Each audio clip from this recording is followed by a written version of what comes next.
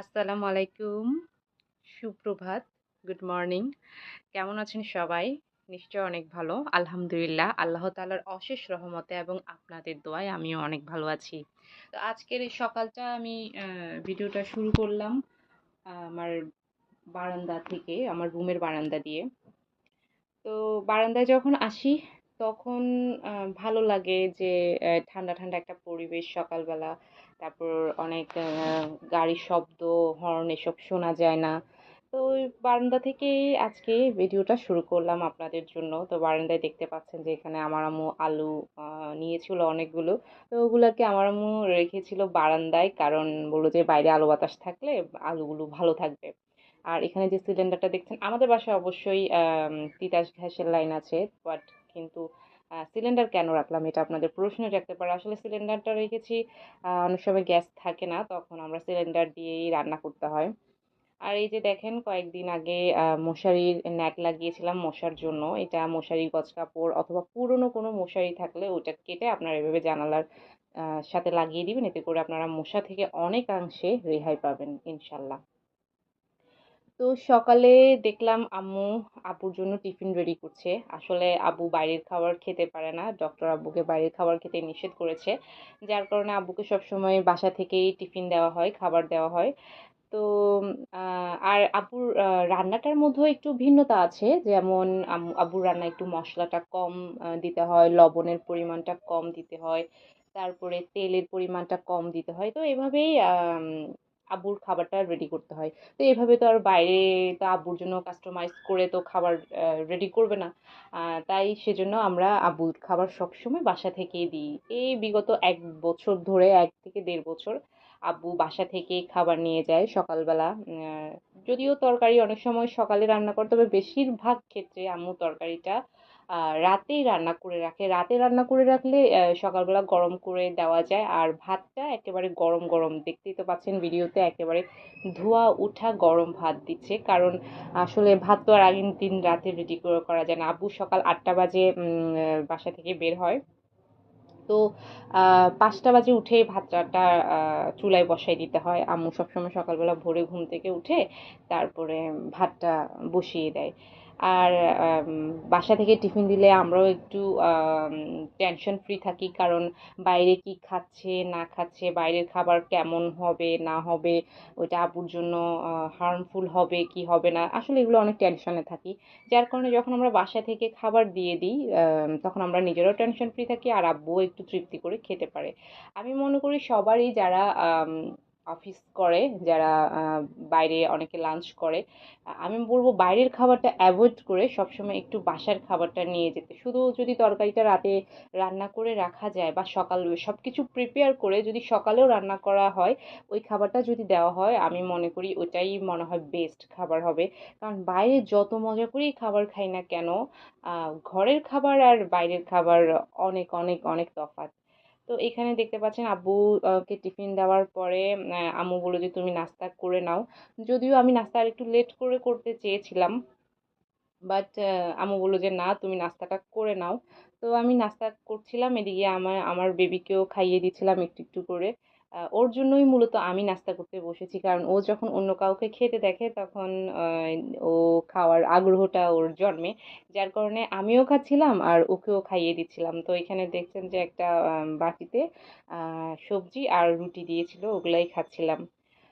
তো কিছুক্ষণ পরে আম্মু আবার আমাদের জন্য রান্না বান্না করছিল, কারণ ওই যে বলেছিলাম যে আম্মু ২ রকমের রান্না করতে হয়, একটা আব্বুর জন্য করতে হয় আর একটা আমাদের বাসার সবার জন্য করতে হয়। কারণ বাসার সবাই তো ধরেন একটু লবণ কম দেয়া খাবার তো খেতেই পারবে না। আরে আমার ছোট বাচ্চাটাই তো খেতে পারে না। আমার আব্বুর খাবারগুলো দিয়ে মাঝে মাঝে যখন ওকে ভাত দিতে যাই, ও খেতেই চায় না। মানে লবণ কম কেন, মশলা কম, মানে এগুলো ওর টেস্ট আসে না।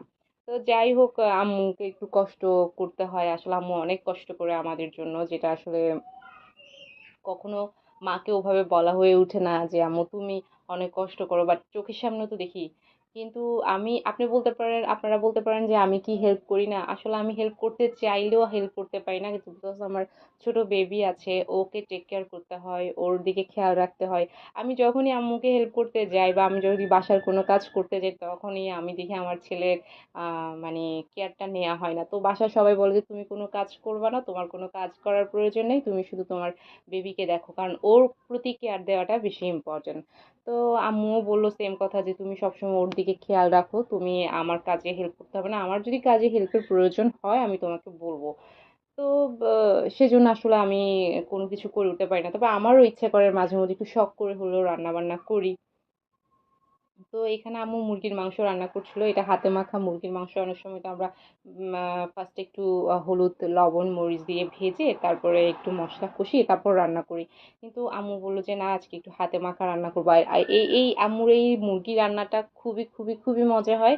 এবং মানে অনেকটা মানে যে ঝোলটা থাকে সেটা অনেক, গ্রেভিটা গ্রেভিটা অনেক মানে ইয়াম্মি হয়, অনেক অনেক অনেক ইয়াম্মি হয়।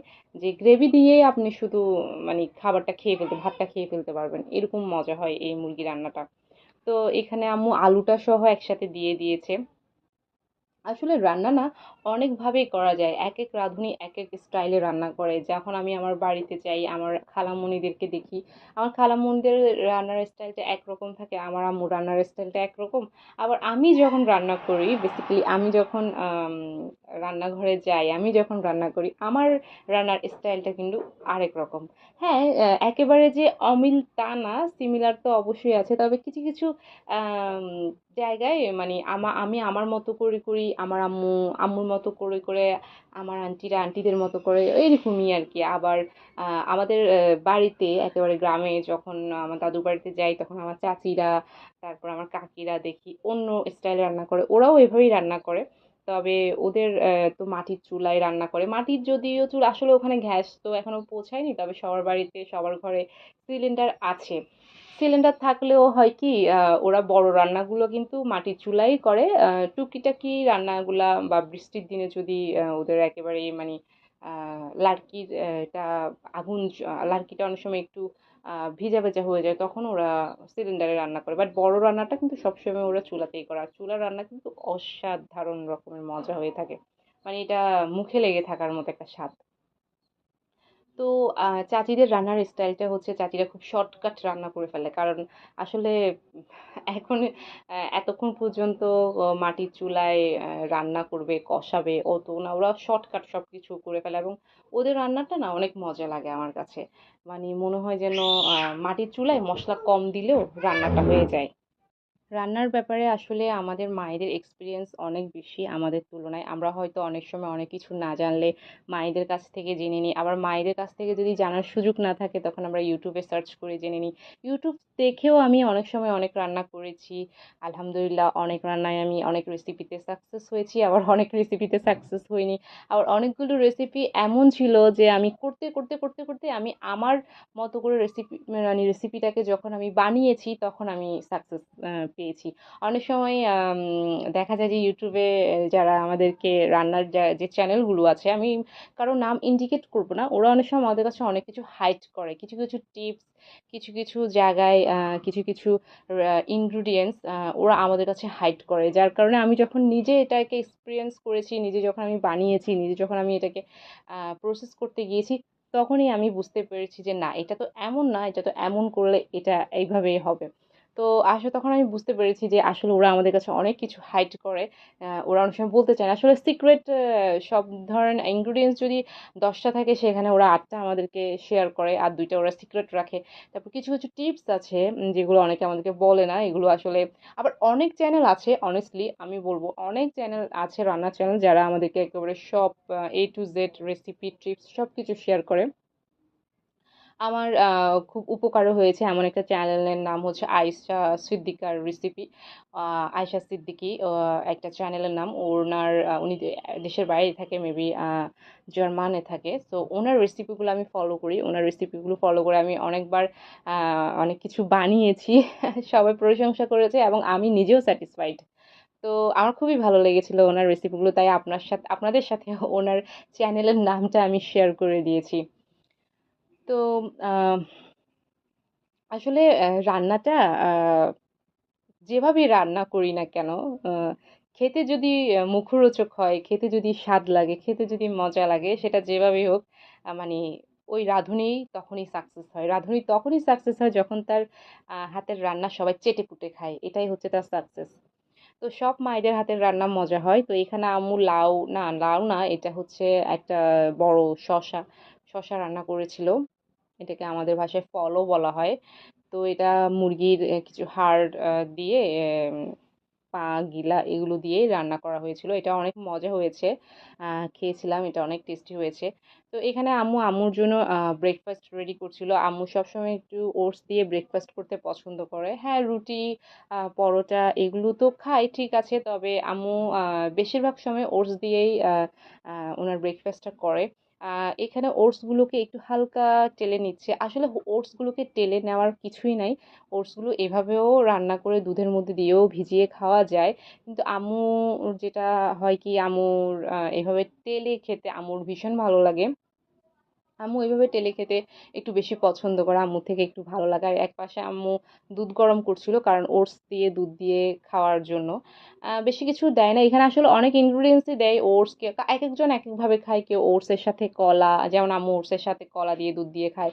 আবার এখানে আপনি যদি একটু বাদাম দিতে পারেন, একটু যদি মধু দিতে পারেন, তারপরে একটু চিয়া সিড, তারপরে বিভিন্ন ধরনের সিড আছে, তারপরে পিনাট বাটার, এগুলো দিয়ে যদি আপনি খেতে পারেন, তো ওটসটা খেতে খুবই খুবই মজা লাগে। খেয়ে দেখবেন বাসায় আপনারা খেয়ে দেখবেন, দেখবেন আপনাদেরও খুবই ভালো লাগবে। আর এটা অনেক বেশি একটা হেলদি খাবার। আম, ধরেন পরোটাতে অনেক সময় তেল থাকে, হ্যাঁ, যেটা আমাদের শরীরের জন্য ভালো না। তবে ওটস জিনিসটাতে এটা ফাইবার থাকে, এটা আঁশযুক্ত একটা খাবার। কলাতে প্রোটিন আছে, হিমোগ্লোবিন আছে, পটাশিয়াম আছে, দুধের মধ্যে আছে ক্যালসিয়াম। সো এটা খুবই খুবই খুবই হেলদি একটা খাবার। বাসায় সবাই ট্রাই করবেন। তো এরপরে বিকালে দুপুরে খাওয়া দাওয়া শেষ করে রেস্ট নিয়ে বিকালে আমরা একটু বেরিয়েছিলাম, একটু ঘুরতে যাব। তো আমার আগের ব্লগটাতে আপনারা নিশ্চয়ই দেখেছেন আমি মেলায় গিয়েছিলাম। তো মেলাতে গিয়েছি, মেলা থেকে কিছু টুকটাক শপিংও করেছি। কি শপিং করেছি সেটা আপনাদের সাথে অবশ্যই শেয়ার করব।